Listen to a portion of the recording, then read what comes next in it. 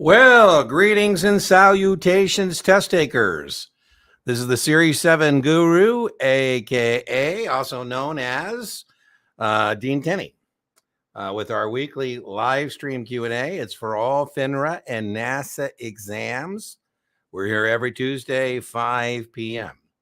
Let us know what series exam you're taking, where you're joining us from. We pretty much get a diverse group around the United States. Every once in a while, we get somebody overseas joining us. So let us know what series exam you're taking, where you're joining us from. Take care of some housekeeping. If you're an SIE test taker, our weekly live stream is for any FINRA NASA exam. The main point is to provide access if you have content questions on any of those exams. And, then also provide some hopefully fun and fellowship. You're not all alone. So for us to be helpful, though, it would be helpful to know what exam you're taking if you have a question. But in terms of housekeeping, if you're an SIE test taker, there it is. Boom, streaming on the bottom. I am doing a live SIE episode. It'll be options. That'll be episode 4 in our continuing podcast series on the SIE exam. I've been recording those sessions live, and I found that when it sets out the notice to folks, we have people that are joining us for those live streams that aren't taking the SIE. No worries. But if you want to hang around after the podcast episode is recorded, then I will answer any questions that show up that aren't related to the SIE. If it's related to options as it's tested on the SIE, I'm more than happy to answer those questions during the live recording for that podcast episode. But if you want to join us and hang out in the chat, that's fine. And then afterwards, what I do is just, answer any questions people have. And then in the edit room, I just, cut it from the point that the episode is over. So feel free to join us, whether you're an SIE test taker or not.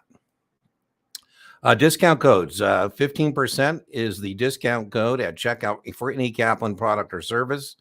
Discount code is Guru15. Brian Lee is missing in action tonight. I'm not sure. Baseball, he's a big sports fan, traveling, who knows. But Brian Lee, the test geek himself, has been kind enough to give our viewers a 20% discount on his supplements, his paid supplements for all the exams. And that discount code is Guru20. If you do have a question, please put it in the form of the exam you're taking. It makes it easier for me to pull it out of the chat. If people are just chatting, that's fine. That's why we're here as well. But, this will help me determine, what exam you're taking, because there is some overlap in how it's tested on one exam could be tested differently on a different exam. And I, don't want to try and spend chat time and valuable time saying, oh, well, are you taking this exam or that exam? So just tell us what exam you're taking. Again, it's for any FINRA NASA exam, and we'll try to be helpful. If you are missing the episode, this is available as a podcast afterwards on both YouTube and Spotify. In terms of using the channel, my channel is the best free supplement to your paid study materials.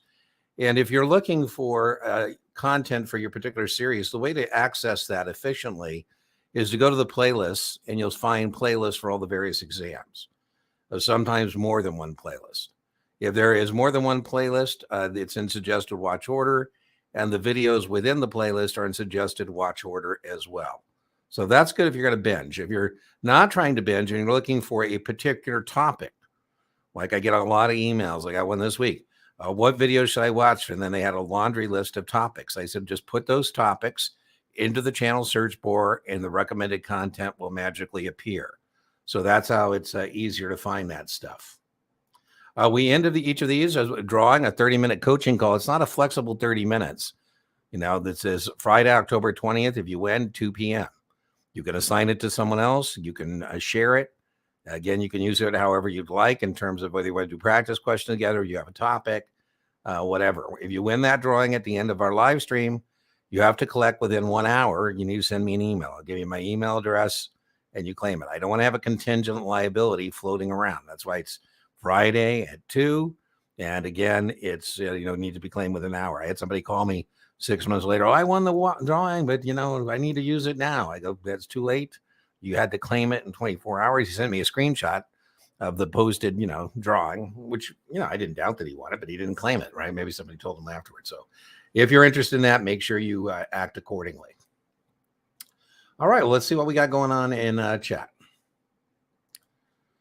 North Carolina. Marie, I don't know. Thanks for joining us from LinkedIn. We broadcast to Facebook, LinkedIn. YouTube is our, favorite platform, and X, formerly known as Twitter.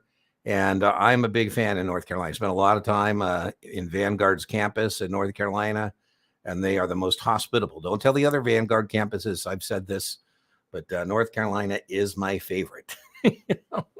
I was at a campus in Valley Forge, and I hadn't used my Vanguard ID in a long time, and so I badged in, and it wouldn't let me badge in, and security wouldn't let me go get a new one. I thought, oh man, I worked so hard for that badge. I mean, I don't want you to have to escort me to the bathroom and back and forth. Please, just let me go up to the security office with this old badge, and I will have it updated. And you don't need to confiscate it from me. And anyways, they took it from me, and it was funny. I was going directly from there to North Carolina, and she's such a nice person. She said, Dean, we hear you had a problem in Valley Forge with your ID. I go, I did. And now I don't have my badge, and I got to get an escort everywhere, and that just really a downer. And she had me a new one, had a new one ready for me. I'm like, woohoo! So love the hospitality in North Carolina, not just Vanguard, just in general. Past the 66, woohoo! Blake, it's always very gratifying when the channel contributes to testing victories. I always say, Blake, I come into your life for a reason and a season. The reason is to help pass your exams, and the season is how long it takes you to do that. Usually, Blake, the 66 is the last leg of the testing journey. I get it. And people will sometimes take great glee in telling me they're unsubscribing from the channel because they've now matriculated through those exams and they're moving on to the real world. So, Blake, good news. He gets to leave the series exam fantasy land and move into the real world. No wonder I'm demented, because I'm stuck here permanently in FINRA NASAA exam fantasy land. So kudos, Blake. I don't know why you wouldn't, think that I'm a reliable narrator of what testable content there is, but I always like it when victorious test takers like Blake join us, because that means you can ask them. You don't have to take my word for testable content. You can ask a victorious test taker like Blake. Remember though, too, when you're asking people about their experience in their test, just remember every draw could be different. So I'm wishing for you a dream draw. Everything you studied shows up. But we also got to be prepared for what we call a face of death draw, where you go, oh my God, I'm slogging my way through this thing. Right? All right, sales supervisor in the house. Well, listen, Dave, would-be sales supervisor, if you have passed the 27 as a financial and operations principal, there's no reason you can't pass the 9. I would think, Dave, the 27 would be more of a challenge. I don't teach 27 classes anymore because they're not offered, but it always was a fun group, Dave. There would be about a third of my 27 class. They're accountants and need to be brought up to speed on the brokerage industry. Another third were brokers who need to bring brought up to speed on accounting. And third, God bless them, didn't know anything about accounting or the brokerage industry. By the way, who do you think had the highest pass rate of those third groups? Brokers who need to understand accounting, accountants who need to understand the brokerage industry, or the third group that understands nothing about accounting or the industry. Surprisingly enough, they have the highest pass rate. Because they're a tabula rasa, blank slate, and they'll believe anything that we tell them. So I think, Dave, I have high hopes for you. If you got an 81, I think you're going to make your mark. Now, I would warn you, I don't know if you're doing 9 and then 10. I have every expectation you're going to make your mark tomorrow, Dave, on the 9. And I would just warn you, the 10 is a real slog. I mean, that 10 is just, I had somebody pass, and, good news, right? So I'm wishing you well. We'll be sending good test vibes your way tomorrow. Hi, Ivy. We still have to work out. I think if it's the right Ivy, I think we still need to work out an hour for you. I think you wanted to do it tonight at 5 p.m. And obviously that doesn't work because you know where I am on Tuesdays at 5 p.m. But we'll find that hour for you for sure. I got it, by the way, I'm pretty sure it's the same Ivy, but I got to get my booking page thing to put people in last name first, because it puts first names. And so, when people are sending me a text or something, I'm not sure if it's the right person. Benita from Virginia Beach, taking the SIE. Well, welcome. I am so very pleased that when I started the channel, December of 2020. And when I started the channel, we started with the Series 7 first, and then kind of built out the various other series exams. And What I've really been excited about is we now have some folks we've been able to help through their first testing victory, the SIE. In fact, we actually now have more people on the SIE. That's our most popular exam in terms of help we provide. And we're working on our third playlist for the SIE. I have a playlist of lectures. I have a playlist that's just practice exams and practice questions for the SIE. And then I told you I'm building out a podcast series on the SIE exam. And we're approaching my SIE exam in 60 minutes is approaching 100,000 views. It's by far the most popular video on the channel. So I've been very pleased with that. So, hopefully we help you pass your SIE. Then we can help you pass your, what would be typical for most folks is a 7 and then a 66. That's the traditional kind, or I shouldn't say traditional, but that's what most people are doing. So some people are getting their SIE, then doing a 6 and then a 63 and a 65. And they've got, a four legs in their testing journey. But so thanks for joining us. I'm always excited to help people in that first thing. Make sure, Benita, you overlearn the SIE.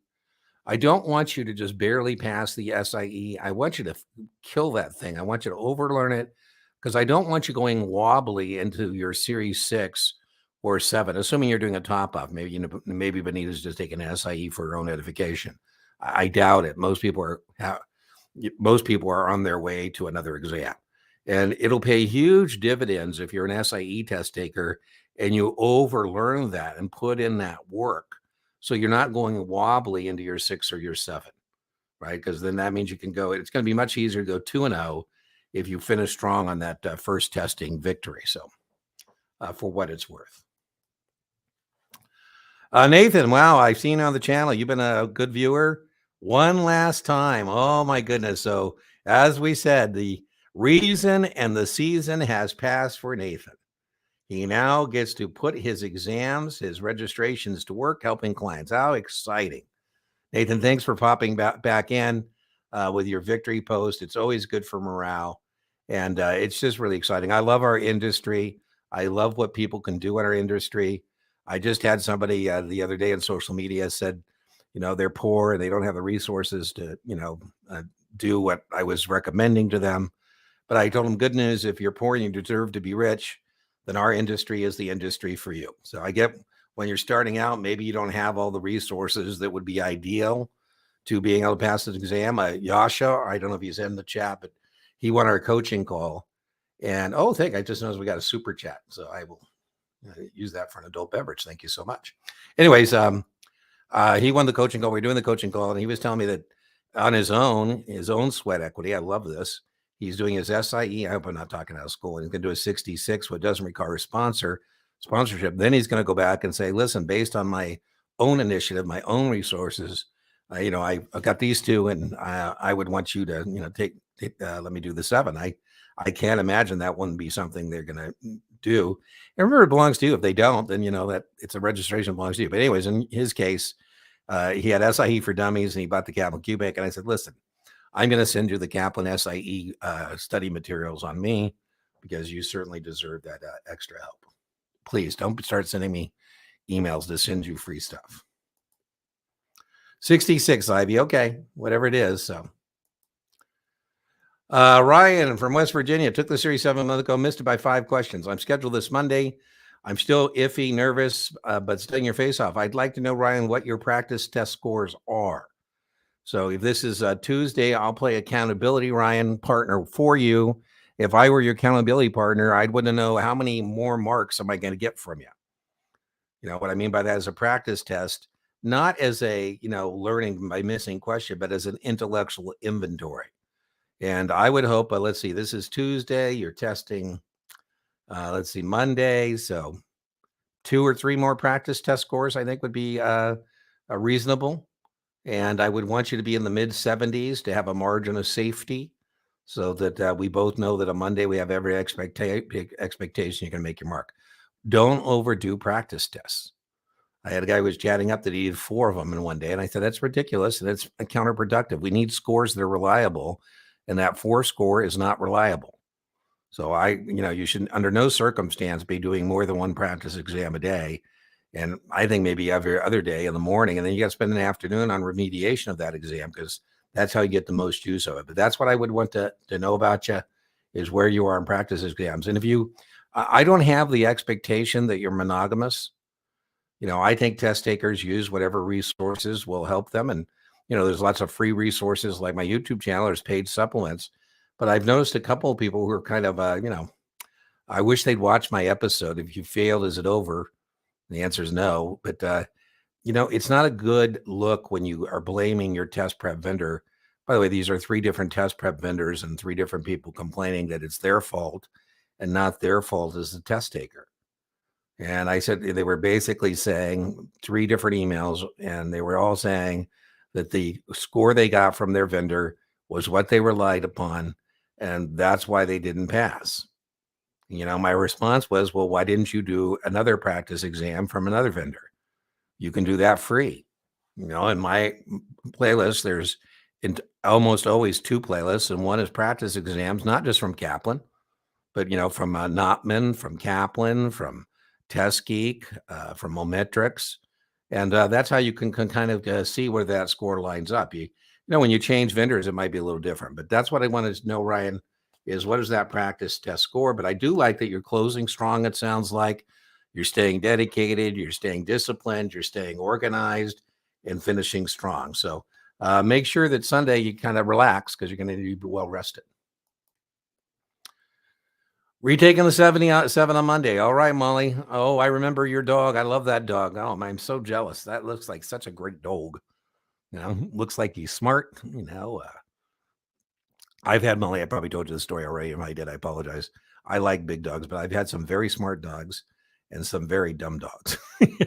Not so smart dogs, and I love them all. But the challenge of a smart dog is they're harder to supervise, right? But I had a dog named Cooper. He was so goofy, and I built a landing out on my back of my house with a separate entry and exit, and it took him forever to figure out how I was magically appearing on the deck. He was like, so I miss him a lot.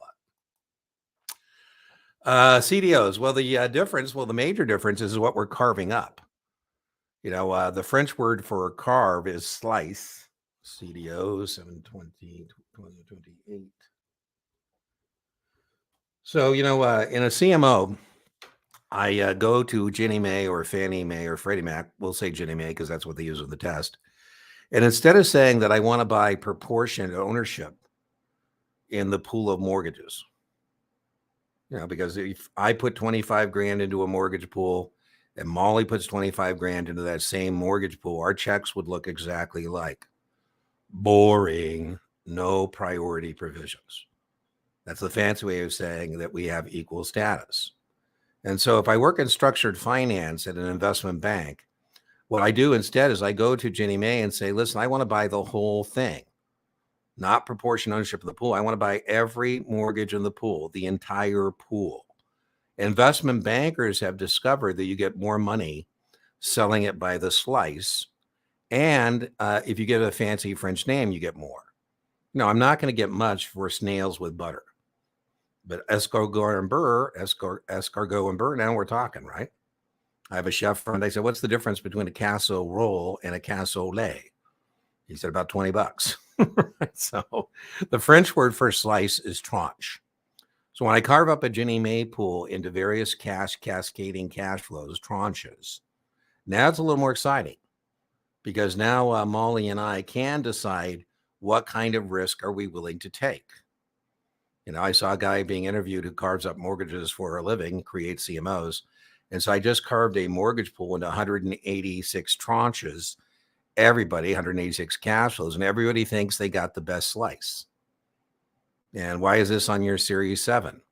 Well, who do you think is getting the worst slice? Institutional investors or retail investor Joe Sixpacks? Typically Joe Sixpacks. These cascading cash flows are based on, again, the payout from the mortgages. And, we have the early cash flows, which are called test question plan amortization classes, PACs. And we have targeted amortization classes. Those are the later cash flows. And the test question is if Molly buys a PAC and Dean buys a TAC, Molly buys an early cash flow for the mortgage pool, a plan amortization classes. Those earlier cash flows have more predictability and test question less risk. You know, because we know that most people don't hold their mortgage forever. They refinance, they move and relocate and sell the house and pay off the mortgage. But there's more predictability early on. And if I buy that later cash flow, the targeted amortization class, that's going to have less predictability and more risk. Now, you asked about the distinction. There is no credit risk in a CMO because what we're carving up are Ginnie Mae's. And Ginnie Mae test question as a separate test issue has the full faith and credit of the U.S. Treasury. So we don't have any credit risk in a CMO, but we do, Molly and I, we don't have to worry about credit risk, but we do have to worry about interest rate risk. And do we have more interest rate risk or less? Well, it depends. You know, again, remember, in a regular Ginnie Mae pool, Molly, you and I would have interest rate risk in both directions. Interest rates go up, Molly, nobody refinances, and now we're stuck in this lower than today return because nobody's going to refinance these mortgages. And Molly, if we were in a regular Ginnie Mae pool with proportion ownership, no priority provisions, and interest rates went down, everybody refinance and this thing would end sooner. You know, so in a Ginnie Mae pool, one of the challenges, Molly, is it has an indeterminate maturity because we don't really know when it ends. Most debt instruments have a maturity date that is certain, like 10 years or 15 years or whatever the case may be. But in these CMOs, we don't have credit risk, but we do have interest rate risk. Trick question. Do we have more or less interest rate risk in a cascading cash flow, a tranche, from a Ginnie Mae pool than the actual Ginnie Mae pool itself? Do we have more or less interest rate risk? It depends, right? That's the whole point of carving it up, is some people now have more risk and some people have less risk. That's the whole point of carving this into cascading cash flows. Now, the second question was, how is that different from a CDO? Well, the difference is what we're carving up. In a CDO, we aren't carving up cash flows from a mortgage pool. We're carving up cash flows from other things, bonds, for example, or receivables from car loans or credit card receivables.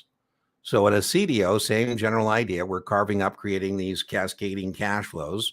Maybe I could say in my if I'm buying a CDO of American Express receivables, maybe Molly wants to buy the CDO that represents the 60-day receivables, and I buy one that's 120-day receivables. We're carving it up rather than having same priority provisions. The assumption being that the American Express cardholders that are 120 days late are a greater risk, and therefore that CDO would pay me more than the early one. Again, the whole idea is the early ones have less risk than the later ones.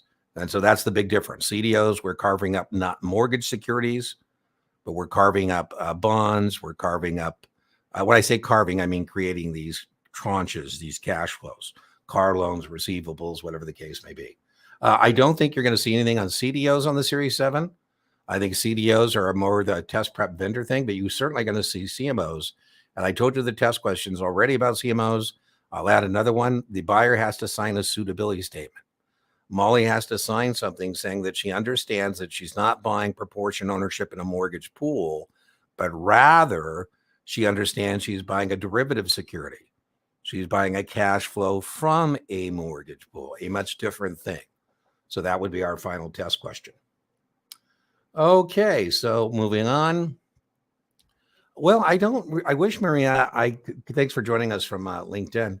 I wish I had some tricks for that. I really don't. There's some, I have some, for example, like 144.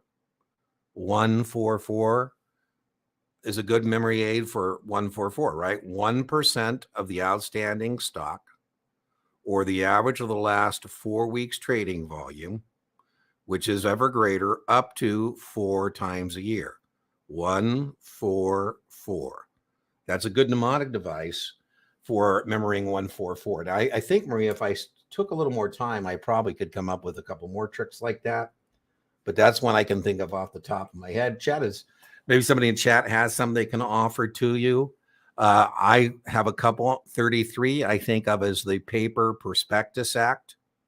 So I cover up my screen. Are they asking me about paper prospectuses? 33. Are they asking me about people and places? That's 34. Right? They were companion pieces of legislation. Let's see. Investment Advisor Act, Marie. I think of ABC. Do I give investment advice? Do I tell people I'm in the business of giving investment advice? Do I want compensation? So ABC for the Investment Advisor Act of 1940. Let's see, what else can I think of here? Depending on what exam you're taking, this only would be for NASA exams, but late. Lawyers who give investment advice, that's the L, that is incidental. Accountants that give investment advice, that is incidental. There's pivot words on NASA exams. Incidental is one of them. Teacher, incidental. Engineer, incidental. They don't need to register as investment advisors. So there's 4 off the top. And then again, I think those are one of the ways, Marie, I would suggest, like missing questions. You miss the question often enough, then maybe it comes from you. It helps you. I usually, what I do, Maria, is I link videos in the replay. And so I will link a video. I do have a video on how many days, how many percentages, that kind of thing. I also have a video on tips, tricks, and memory aids for the 7. So if you think about it, put it in the chat, tell me what exam you are, but I will link that in the replay, the 2 videos I do have that goes over some of those. And there's probably a couple in there that I haven't done, like, let's see, can I think of any more in the rules? Not off the top of my head, but I'm sure there's some. Well, thank you, Spencer. I appreciate it. Okay, well, it's two points, So you went into the cave to slay the dragon. You got a good look at the dragon. He got you, but you didn't get smoked completely. So your draw will be different. What I would do, I don't know how long ago the misfortune was, but if the hurt is relatively recent, and I will link to my video about failing the exam and my 5 recommendations about how to respond. And I'll give you a little preview right now. So the first thing I want people to do who missed their exam is to print the content outline. FINRA calls it a content outline. NASA calls it test specifications. And then what I want you to do, Spencer, is I want you to go through each of that. I want you to do an intellectual inventory or debrief with yourself. And I want you to go through each line of the content outline or test specifications and either put a plus, minus, or 0. And what that's going to mean is either you're above par, above passing, plus. So you feel like that wasn't something that did you in. 0 means you were at par, passing on that particular line item of the test specifications or content outline. And then minus means, I think that's where I dropped the ball a little bit. You could, by the way, it'll match perfectly with your printout from your exam. So it'll also give you a more in-depth look at that printout you got when you missed the mark. And so I go through that. And then the game is to bring everything below par to par. And then don't forget to revisit the things you were above par, because unfortunately, sometimes people leave what they're above par alone and they only focus on the things they're weak on. And then it inverts on them. And now they're missed because they were the thing they used to be strong in that weekend. So we want to, as I said to, I think it was Benita in the SIE, same thing I say to every test taker, and even people retaking even more so, overlearn. So you want to have everything above par. And the reason you want to do that, I already told Medina why, but another reason you want to do that is because you want to be able to take down any draw. As I said, the draws are different, but who knows, Spencer, you could have had a face of death draw. You got a bad draw. And if you had a different draw, you would have passed, because when it's a couple of points, it's not that you didn't put in the work. It's some other variable. And then, same thing happens, right? When you go back there, you want to overlearn. So always be thinking, I don't want to just barely get this thing done. I really want to make sure I've got, as I call it, a margin of safety. So that would be my recommendation for you. I'll link to that podcast episode. Watch that. I have 4 other recommendations to you as well. And then one of my recommendations, I told you, and this is where I worry about people in social media. Maybe they're just venting in social media, which is fine. If you want to vent on the channel, that doesn't cost you any goodwill with your accountability partner at work. But, one thing I think you should not do, I had a guy who worked for me. He was one of my best brokers ever. He failed the test 5 times. And he would go out and tell people, if anybody understands this stuff, it's me. I had to take the damn test 5 times. Proof that people will invest with you because they like you and they trust you, not because, you can take a test. But anyways, he just assumed every time he came back, I was going to send him back down there again. So, what people want to hear is like, hey, I'm going to kick ass next time. I'm going to take this thing down. This is not the end of me.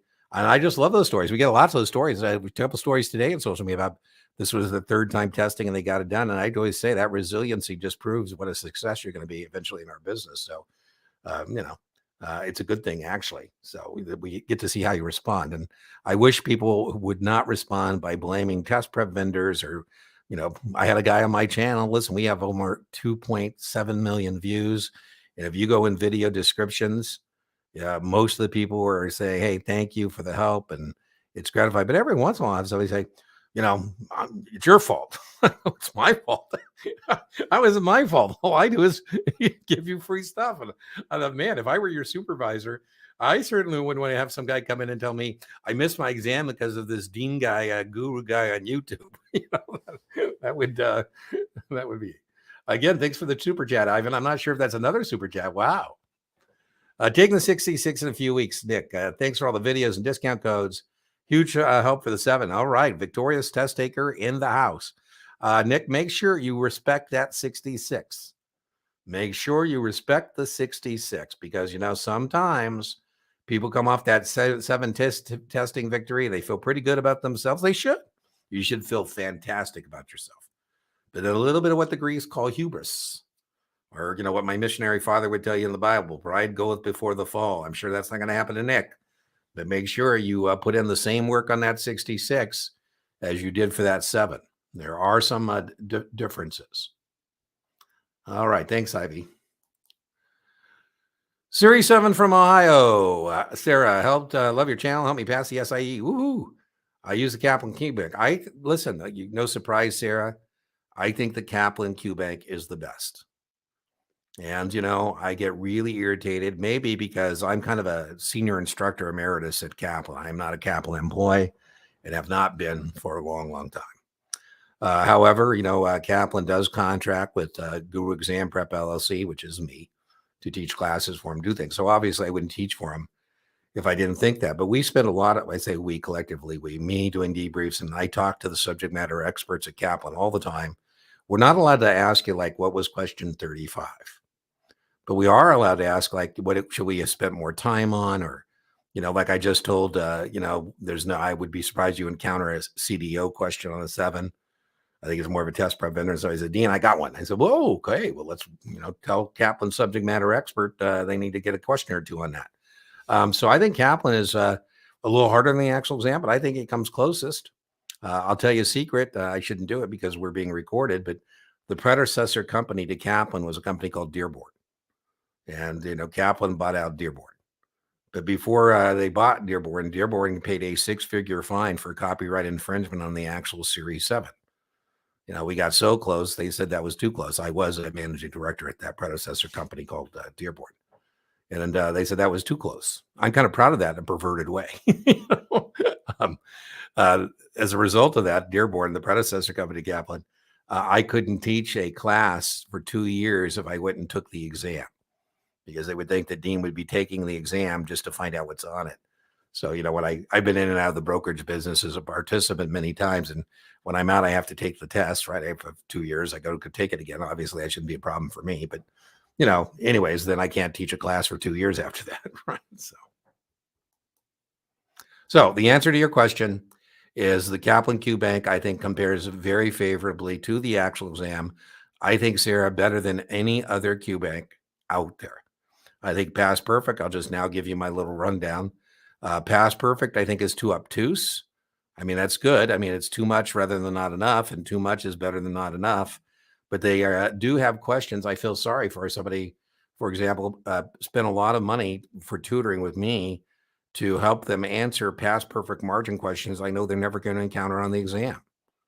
And I just think that's a waste of your time, unfortunately, right? You're doing, partnership questions and margin questions that just aren't going to be on the actual exam. Now, Kaplan, to a certain extent, is guilty a little bit of that as well. But Past Perfect, I think they're a great vendor, but I think their questions are, they take you into the weeds quite a bit. I think STC, I think, is a close second to Kaplan.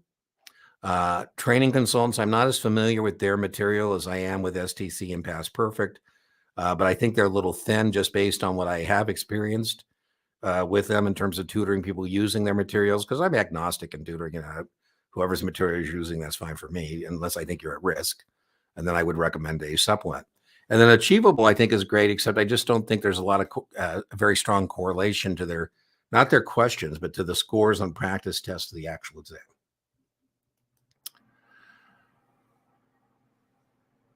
Well, Blake, as I've just said, if you have the resources, I had 2 people taking the 24 today, and I was going over some past perfect questions because she used Kaplan and past perfect, and I thought they were okay questions. Same thing on the 7. I think they had a couple that were. I don't think either one of them are going to encounter in terms of their 24, but I think if you can have more is better than less. So I'm into abundance. Just make sure you don't get so many different. Like I had a guy, he bought every course known to man on this thing. I said, now you realize that's the same stuff, just sliced and diced differently. So just be careful you don't get too many different voices in your head.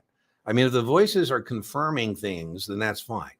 One reason I don't mind collaborating with Brian Lee is because, we have differences on some things, but for most things, we're pretty simpatico. I don't think Brian's going to say something that's completely different than what I'm saying. And so you got to just be a little careful of that. Somebody told me their test prep vendor, certainly not Kaplan, told them they should only spend 25% of their time reading the book. Now, I do agree that some people get paralysis by analysis. And, maybe they need to move on from the book because they tell me they're spending 6 months reading the book. But I disagree with that wholeheartedly. You should need to read the book. Okay, so we just talked about that. Tylenol pain relief. I love it. So, I'm going to link to my video on what you should do.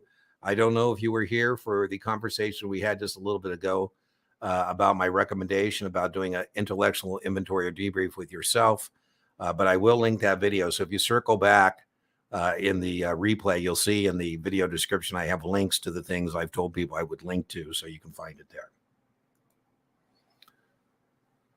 Benita, I definitely overlearned. There you go. So, right. Yeah. Oh, 26 going right into supervision, babysitting 6s. Oh my goodness.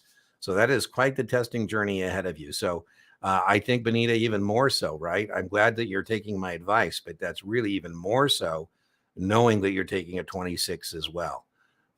63 and 65, the Uniform Securities Act has a lot of overlap.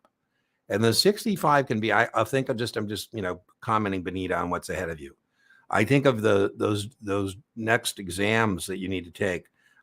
For most people, that 65 is going to be the most challenging. It's a lot of stuff. It's a little more, I call it like a baby 7. It's a little more complicated than your SIE. So I don't know what order you're going in, but SIE, if you overlearn the SIE, Benita, you could almost, I think, I'd test out of the 6. It's not going to be anything different. It'd just be a little more depth on like POP and NAV and retail communication, that kind of stuff. 26 could be a little bit of a challenge just because, again, it's babysitting 6s. And then 65, I think, is the most significant challenge of those. Well, there you go. So 65%. So Ryan is an accountability partner or fake accountability partner. If I'm teaching and there's a real accountability partner, this is somebody who hires and fires people who are coming to work at this broker dealer. And we're doing what we typically would do in this model would be, we do a live class Monday through Thursday. People take a mastery exam on Friday and they're testing Monday. And in this particular class cohort, I said we have 12 people who on Friday scored over 70%. I don't think any of them at risk. I think they're all going to pass. Of the remaining 8, we have 6 of them who are between 60 and 70. And I think we're going to lose half of them. I think 3 of them are going to miss the mark on Monday.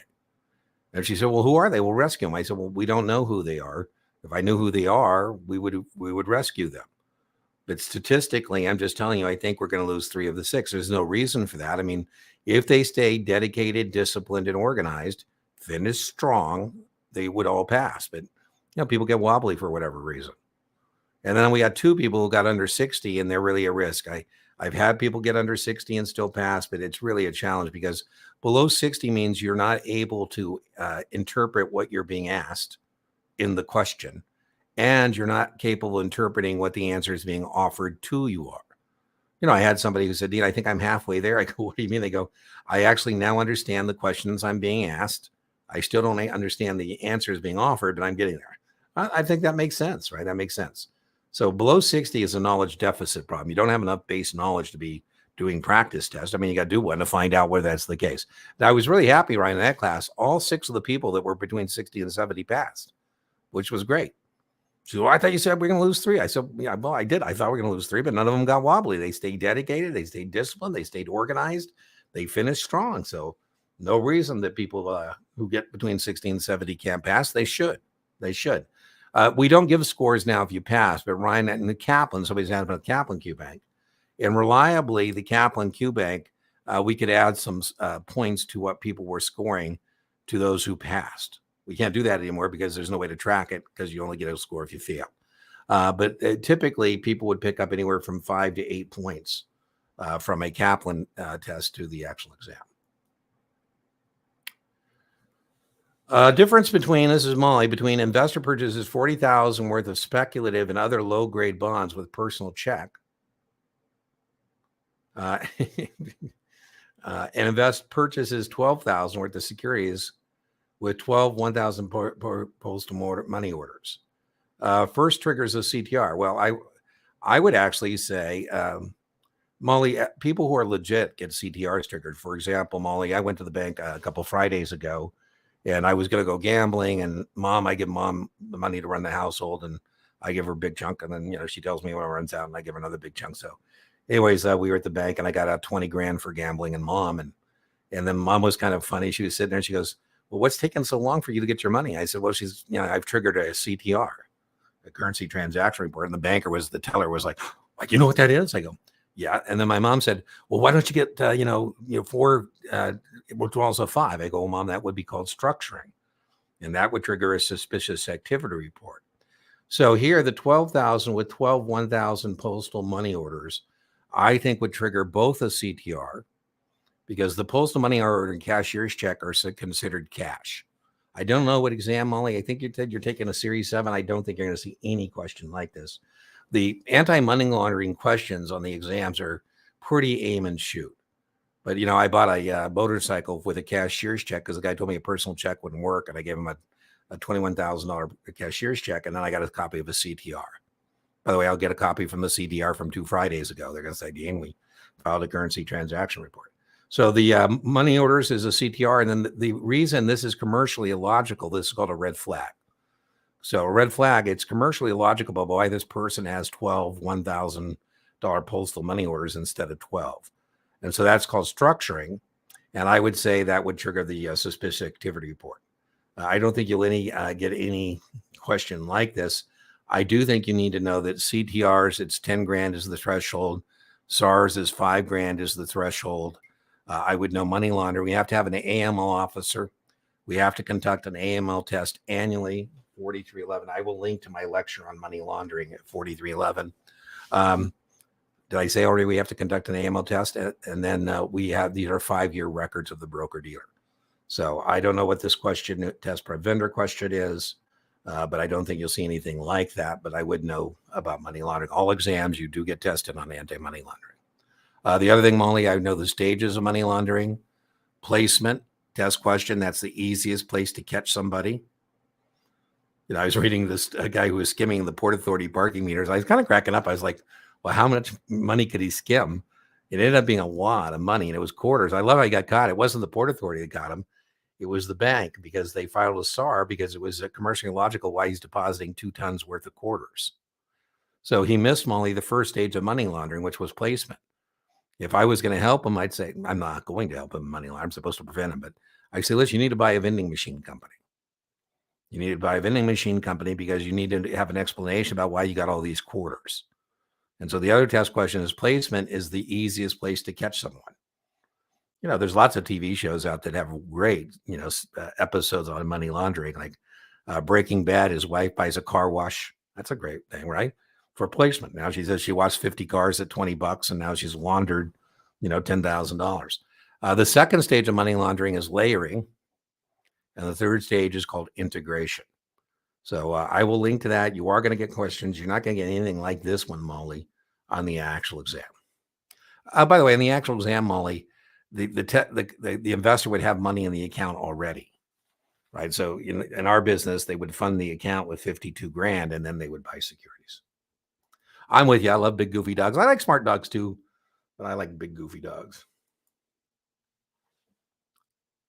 Can I explicate foreign? Well, Ben, I will link. I do have a video on foreign currencies, non-equity options. I'll link it at 4516, and it is an explication, Ben. It's not a lecture. It's where I actually go through. I think I do 20 or 30 foreign currency index option questions and talk about what you're going to see on the test. I will link that for you as an explication. Explication is like a more in-depth explanation of things. And I would tell you that the best way, we have some memory aid devices here. We have EPIC. EPIC stands for U.S. exporters buy puts, exporters buy puts, and U.S. importers buy calls. I would know about hedging. What am I afraid of? And remember, that ties into EPIC. If I'm Boeing and I'm selling my planes in Japan, I'm afraid that the yen is going to be weak and I'm not going to get as many dollars. I can't stress this to you enough. I'm not being facetious. The US dollar is not a foreign currency. So to say the US dollar is strong or weak is a meaningless discussion unless I tell you in relationship to what? What other currency? So Boeing would buy a put on the Japanese yen. And what they're hoping is that put contract, as the yen goes down and the contract becomes more valuable, it would offset whatever loss they have in what's called the spot market. The spot market is the current exchange rate, whatever that case may be, right? And then importers, right? If I'm importing European wine, for example, I'm a wine merchant in New York. I import European wines. Again, what am I afraid of? I'm not afraid the dollar is strong and I get more euros and get more wine. Now that's good news. I'm afraid the dollar is weak. As I said, the dollar is not a foreign currency. So what I'd be afraid of is that the dollar is going to go down. That means the euro is going up. So as a U.S. importer, I would buy a call on the euro. So, and then the other version, Ben, besides the hedging, so I just gave you the hedging. Now, every once in a while, Ben, it'll be from if you have an international perspective, you are at risk because, the test assumes that everybody lives in New York City and the entire world revolves around New York City. But that being said, you can be careful if you get one where you say, yep, it didn't work. And that would be like a Japanese exporter. Then it flips. If I'm a Japanese importer, I buy a put. And if I'm a Japanese exporter, I buy a call. But the other version is good news or bad news on the country. So just like speculating on companies, you can speculate on countries. So, UK finds oil in the North Sea. I would buy a call on the British pound.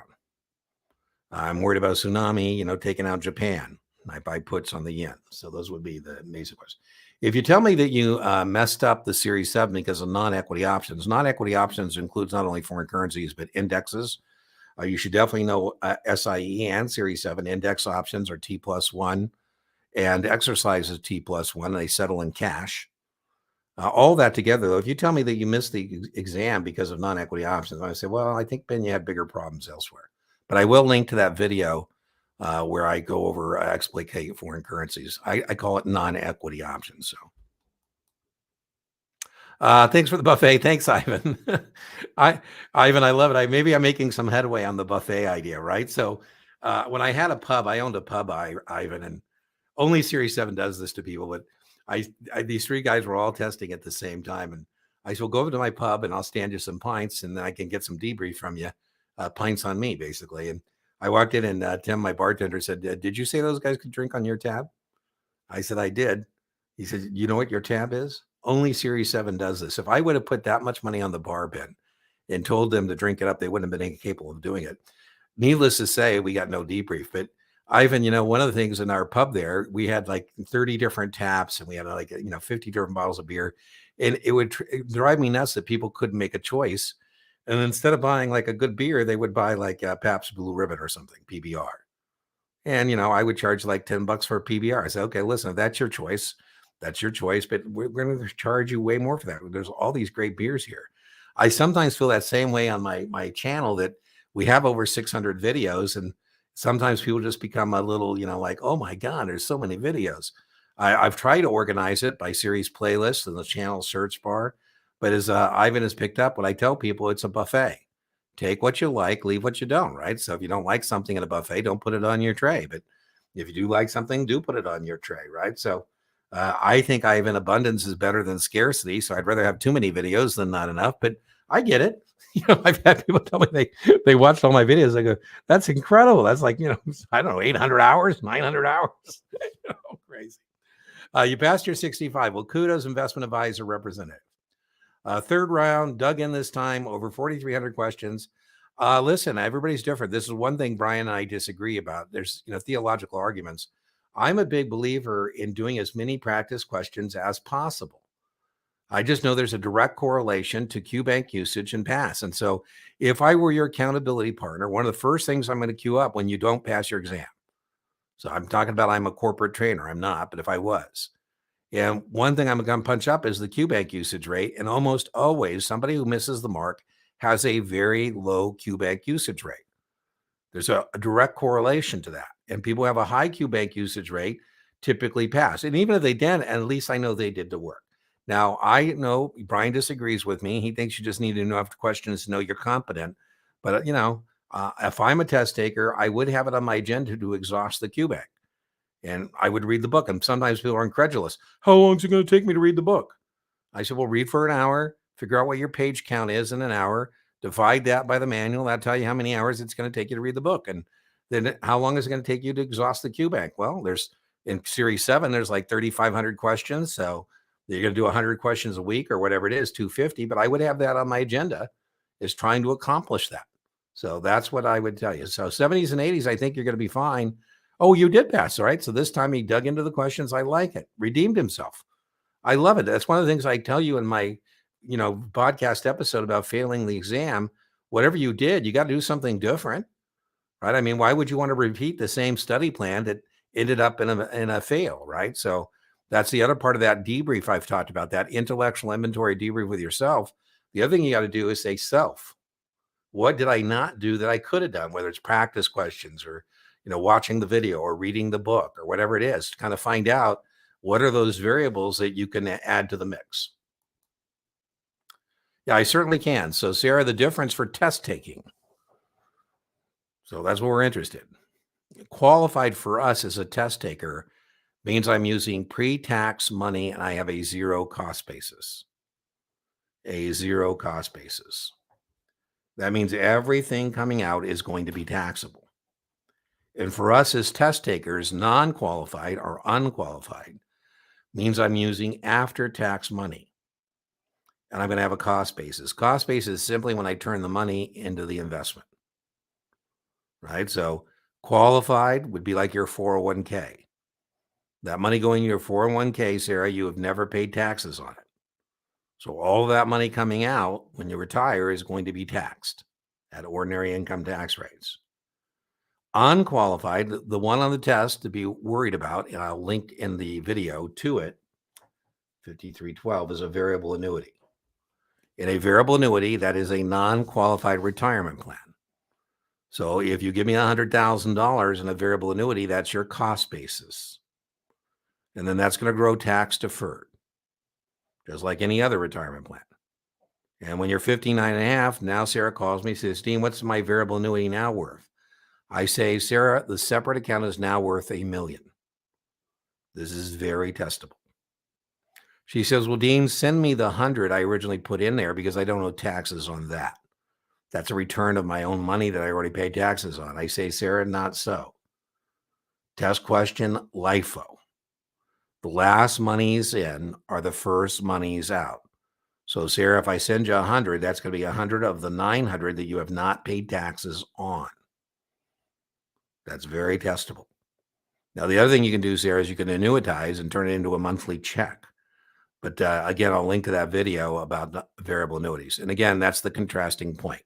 A variable annuity is called a non-qualified retirement plan, and that's going to be the contrasting test point about qualified plans, where you're using a 401k or defined contribution kind of plan.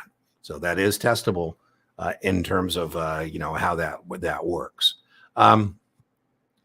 Again, make sure you understand this cost basis thing. The other one I would point out is a TSA, a tax sheltered annuity for employees, not students, employees of nonprofits and educational institutions. That one shows up as well. So I'll link to a video on that. Testing with the 7 on Monday. You are welcome. We'll send you good test vibes. Looks like Monday, we've got a lot of people testing next Monday. I like Monday as a test date. I like early in the week because it gives you that last weekend to kind of, get your act together.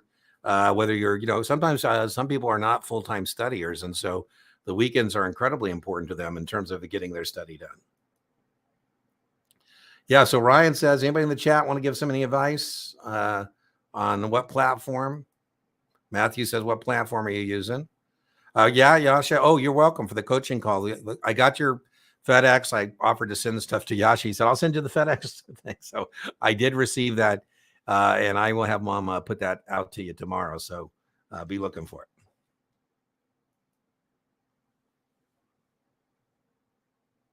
Well, yeah, I think, Rob, more hours is better than less hours. So I think a lot of people would be excited if they had 100 hours. I mean, if you have 100 hours, why not? The more hours you can devote, the better, I think. So, yeah.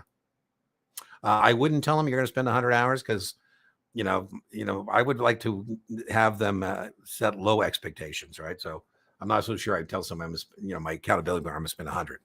Whatever they tell me that their minimum is, thank you very much. And then after you get past, then you can say, I put 100 hours in. Okay, it looks like, yeah, Tina, Nicole is funny. I made a little short that said there is no alternative. And the acronym for there is no alternative to a certain investment I was discussing in the short is TINA. And so as the tagline for the video, I said, Tina is dead. And the video is about is there are alternatives investments. Anyways, the headline said Tina is dead, and everybody's Tina's dead. I go, no, not that Tina. A different Tina. Yeah, I'm not a big fan of training consultants as it relates to I think the two things Nicole, so if you can supplement, I recommend it. I'm not a fan of they're a little thin, I think, in terms of practice questions and practice tests. And, Tina knows her stuff, but, those videos, I mean, may want to turn them up or something, but. All right. 1 year anniversary, Nick. I hope you're using your 7. You're helping your clients, helping yourself, making some money. I hope it's all working out for you. Mastery. Well, I wouldn't worry too much about that because that mastery, as I mentioned earlier in the call, is much tougher. I think you're going to pick up some points. So that's not a fail. That's actually +5. You're right where you need to be. So I wouldn't let that bother you, make you go wobbly. Yeah, you can do that. But the 65, the advantage to the 65, Jared, is that you actually can use a 65 without a 7. The 66 wouldn't do anything without a 7. A 65 works independently at a fee-based investment advisory firm without any other kind of a registration. You could also have a 65 and have a 663 or 763, but the 65 doesn't have a co-requisite. So something you might want to consider. Doing the simulator, doing the random mix, I can pass this, but I finished the bank and doing incorrect and can't quite get a pass. How do you know if you're ready? Well, I said to Sarah, I would, as an accountability partner, want you to be consistently in the mid 70s. And so sometimes that means, could be, Sarah, it could be you're working too hard. So I don't know when your test date is, but you've got to give your brain a chance to refresh and reset. So what I might recommend to you is, depending on your test date, what is your day off? You should have one day where you do none of this. Your brain will still be processing, but if you're on top of it every day, your brain just doesn't have any time to process. So what I would suggest is maybe take a day off, complete day off. Don't do anything test related. Take another practice test, and I wouldn't be surprised here if that score jumps because you'll be a little more rested perhaps. So try that depending on your timeline. I mean, if you're testing tomorrow, obviously don't take a day off, but that's what I would suggest to you. Marcel, one of my favorites. All right. I will tell Mom hello. She loves Marcel. Okay. You're always popular with Mom if you buy her dinner and you give her gifts. Key to my mom's heart. Okay, well, I think it's time we do our Yasha, I think, was last week's winner of the coaching call. So Yasha, just so you know, you cannot win twice. That is the Marcel rule. Marcel, we should call it the Marcel rule. I think Marcel won twice in a row, and then we had everybody was upset that Marcel won twice and somebody else. So now we have the rule that you cannot win twice. I think it might exclude you. Now, what we need next for the drawing is what we want to put into the chat for the drawing. So I need a thing. What should we do? Have I got any ideas for the random word to put in to chat? I'm waiting to see if anybody has any good ideas. How about what are we going into? Are we going into fall? Is this fall? I think we're into fall, right? So put fall into the chat if you want to participate in the drawing. And let me get the screen here.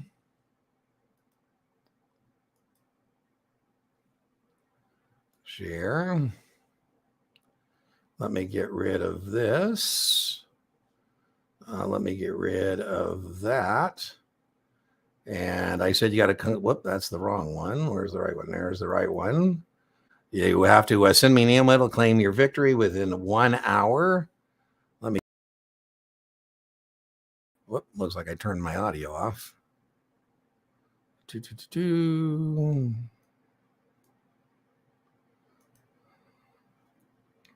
All right, anybody else want to participate? All right, let's spin the wheel.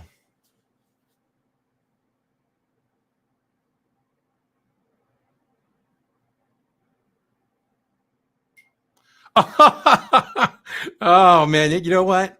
I got to tell you, Marcel, you are one lucky man. You are one lucky man. So you know how to collect. I don't know if you ever collected the ones I owe you. So let's set up for you, my friend, let's set up it's usually a 30-minute coaching call, and I will make it a little more flexible since you are an alumni.